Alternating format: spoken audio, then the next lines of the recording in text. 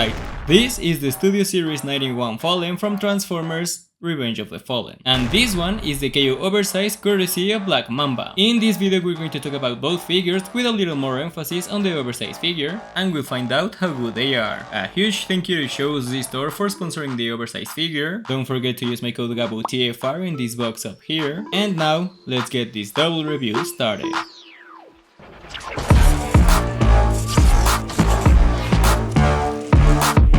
Starting with the original figure, I think this one looks really good. As is the case for the figure of every character that doesn't transform in the movie, the robot mode can have the luxury to be almost identical to the CGI design, since for the alt mode they can do whatever bullshit they come up with.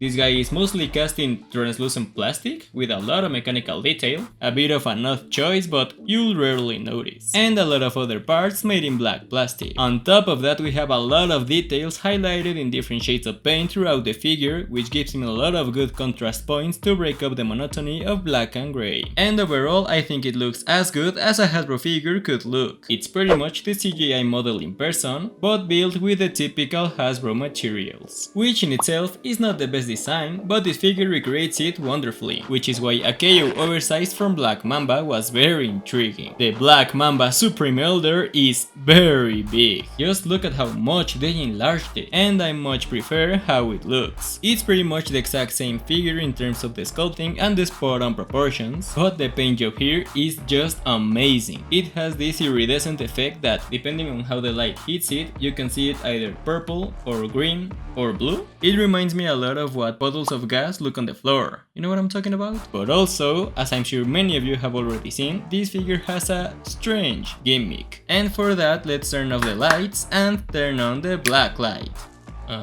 Pretty cool, right? For some reason they decided to paint all these details with phosphorescent paint that glows under UV light. I don't know how many of you will have these types of lights on hand. I only have them because they came included with some old screen protectors that I bought, but hey, it's a good gimmick. Alright, back to normal, please. And finally, let's zoom in on those beautiful heads, where the same thing is repeated. The Studio Series is painted and sculpted well enough, and the Oversize figure has that far better paint job. I don't know why these two figures remind me of this meme, but in reality the KO is way more subtle with its colors. It looks very good in person. Actually, they both look very good. The Studio Series is the best that a Studio Series figure can look, and the Oversize version definitely comes even closer to what was seen on screen. And now in terms of accessories, we don't really have that much, which is a little disappointing. Both only bring their cane divided into pieces. The Studio Series plugs into this round shape in the hands, meaning you could connect each half in one hand if you wanted, but the best way to have it in my opinion is as he had it in the movie. But on the other hand, the Oversize version connects through a round port on the palm of his hand, which means that you can only really connect it like his huge spear scepter thingy. Both are made of a flexible material, but that's not really a problem. And I just want to mention something about the Oversize, which is that it has these two separate pieces here for some reason, and I lost one of them. At some point it fell off and I just plugged it back in, but when I grabbed the scepter again, it didn't have it anymore. I'm not sure when it fell off. It's not the end of the world, I just mentioned it so that you can be careful. I think the best course of action will be to glue them directly with super glue. Anyway, another thing is that they both came with a Fallen mask packed separately, thus obviously making it removable. And give me your face! Oh, thank you. And here we have his chicken face. Removing it wasn't difficult, it was just a joke. Bro, what is this? I'm just looking at the proportions and this tiny head looks even worse than those weird live action Goombas from the Mario movie. And yeah, again, nice gimmick, although I'm willing to bet my entire collection that nobody will ever display either of these figures like this on their shelves. And now watch as hundreds of kids are going to send me a picture of this figure without their mask in their collections. Very original. Anyway, something that I hadn't mentioned is that both figures have light piping of both their helmets and in their head. And I'd like to say that it works, but the light has to go through so many layers that when it gets to here at the front, it's barely noticeable unless you have a very intense light source. And obviously in the chicken heads, the light piping looks a lot better. I really would have loved an LED system for the eyes on the Oversize figure. It would have looked great. I'm sure someone will make an upgrade kit for that, but it would have been perfect if it came out like that out of the box. And the Studio Series figure has its typical diorama from the movie, representing the final fight scene of Revenge of the Fallen. And yeah, those are all the accessories for these figures. I think that they could have included a matrix in the Studio Series figure, just like they included a transwarp key with Primal, mainly because there is no matrix in Studio Series yet. And for that, ladies like their price tag, I feel like they could have added one. And the oversize is good for its price in my opinion. We'll talk about that later, but now let's take a very quick look at... Alright, let's see what she thinks about this figure. Look!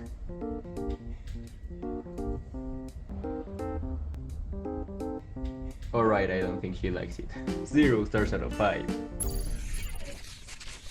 Now, the articulation between these two figures is pretty much the same, the only difference is that the oversized figure has a lot of ratchet joints that obviously the Studio Series figure doesn't have, but that does mean that the Studio Series figure can feel a little loose in some aspects. And obviously, as we already saw, the Studio Series figure doesn't have individual fingers. That being said, I'll be showing the articulation on the oversized figure, and let's begin. We have a ball joint at the head that's connected to a hinge joint at the base, which allows it to make this movement. It can look up this far and down barely. It obviously has more range without the mask. It can look side to side and the head can rotate 360 degrees. I can't believe that I almost forgot to mention that both chickens can open their beak. What's this design? These spikes can move in and out due to transformation. Let me unplug this ball joint to show you that the arm is in a 360 degree ratchet joint. It can move in and out on this ratchet joint here, and we obviously also have movement inside here. And before moving on, let me show you this section here at the back. This piece can move in and out. This part here has some sort of piston action up and down, and we have a ball joint here and another one here that plugs into the arm. That does work to recreate the entire look that he had in the film, but it can be a little bit limiting when you try to articulate the arm. But do we have enough joints here to try to work around that? And I do feel that those joints are a little bit easier to accidentally unplug in the official figure. We have bicep rotation, a double jointed elbow with a ratchet joint here at the bottom and a friction joint at the top. Yep, it's easy to unplug this joint. We got a rotation at the wrist, it can move in and out, and every single finger is connected with this joint here, which is kind of easy to accidentally unplug as well, but that means that it can rotate and it has a hinge joint at the base and a hinge joint at the tip. Although this design has 6 fingers, so I'm not really sure if we can... Does that count? The only joint that I do feel this figure is missing is a waist rotation, which is understandable due to transformation, but it would have helped. Ratchet joint at the leg that allows him to kick forward this far, although it has some die-cast metal at the legs, which means that the ratchet joint can't really hold the weight of the leg. And he can kick about back this far before these pieces get in the way. He can do a pretty good split till these pieces clash with the torso. And finally we have a thigh rotation. This is the natural pose of the knee, but you can bend it even further back. It can rotate above the knee due to the transformation and also down here. And finally the foot can move up and down. And personally I would recommend that you tighten this joint because it's not particularly loose, but the figure is so heavy that it can wobble or topple over. And tightening it might help. You get a nice pivot side to side. The foot can rotate, but you can use articulation back there. And finally the toes can move up and down due to the figure's transformation. The articulation of these figures is not bad at all, a little limited in certain sections but definitely expressive nonetheless. I think the joint that is most sorely missed is a waist rotation, but due to the transformation they couldn't include one. And yeah, the Studio Series version is not a new figure, so you already know everything you need to know about it, but the oversized is a very big improvement. And before going to see how imposing he is in a size comparison, I just want to quickly talk about its construction, because we have 2 examples where Black Mamba takes a Studio Series figure and proceeds to make it extremely large. Good ending?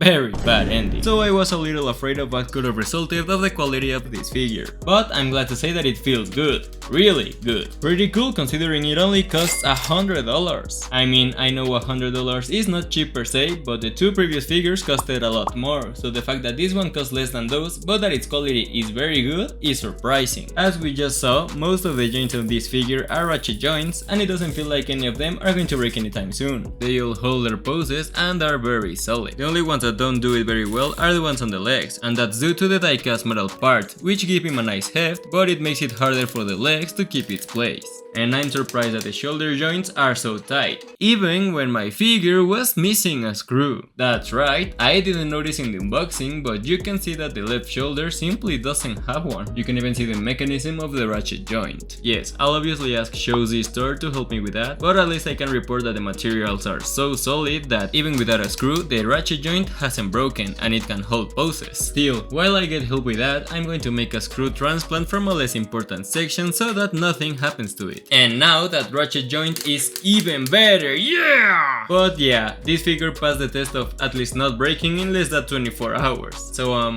Great! And now it's time to go to the size comparison of these two figures. To compare the Studio Series, here it is with SH Figure Arts Iron Man, Masterpiece Movie Bumblebee, Unique Toys Optimus Prime, with the 2009 Voyager class Fallen, look at how far we've come, and with Byway Studio Series Prime, and with Byway Studio Series Megatron. Now, here's the oversize with Iron Man, Prime, with my last review Unique Toys Dino, with the Dream Factory Megatron, that doesn't scale that well, Megatron should be taller than that, with Unique Toys Megatron, that's more like it, with Masterpiece Movie Starscream, with Masterpiece Movie Bumblebee, with Black Apple Ironhide, and with Black Apple Optimus Prime that, even though he might seem a little too big, that's how they scale in the only scene they share together, you know, before Prime gets the jet power. Speaking of which, here he is with the jet power Optimus Prime from Aoi Mech, if anyone cares. And finally with my biggest KO oversize so far, the Zeus Toy Shockwave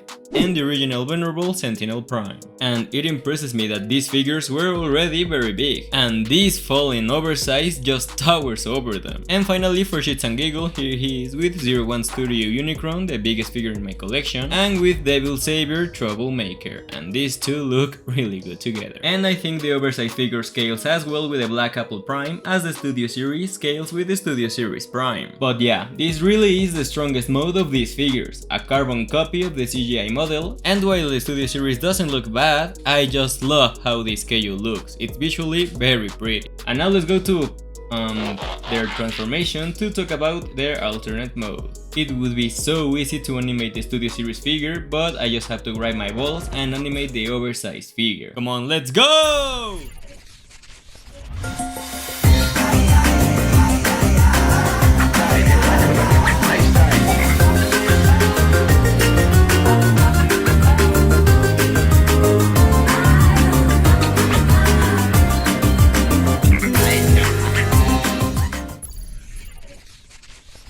And here we have both Fallens in their jet mode. And as I said, when a character doesn't transform, they can give in an alt mode that barely looks like anything. Sometimes they look good, but mostly they don't. And I think this is one of those cases. Supposedly this is some kind of jet, as indicated by the cockpit that gets uncovered on the front, which doesn't make much sense being an alien robot, on top of having a triangular shape overall. But meh, this mode doesn't really provoke any reaction in me. I find it funny that we can detransform this part of the torso and the face is revealed there in all its glory. Hello there. And yeah, there's not much to say about this mode other than we can store the two halves of the scepter this way, and well, that's definitely some storage. Well, that's how Hasbro tells you to put them, but if you angle them a little towards the center, it looks much better. And if there's something that I prefer about the oversized figure is that since it's made up of mostly ratchet joints, it's easier for everything to be lined up, unlike the Studio Series figure where you have to sort of calculate the position. And yeah, there you have both jet modes, between many quotation marks. I think they're acceptable, but I really doubt I'll transform them again in the rest of their existence. So let's take this opportunity to go to one last size comparison to conclude with this review. And I must say that I'm really impressed by how much they compress in this mode. I mean, bending half the figure upwards obviously going to compress it, but even so they feel much smaller in this mode. For a size comparison, here is the Studio Series with Iron Man, Bumblebee, Toy World Prime, and with Prime. And now here is the oversize with Iron Man, Bumblebee, Prime, with Leader Class Starscream that is the same size as the MPM, with my latest review Unique Toys Dino, and finally with the Wei Yang Thunder Leader. And yeah, they are big pseudo-jets.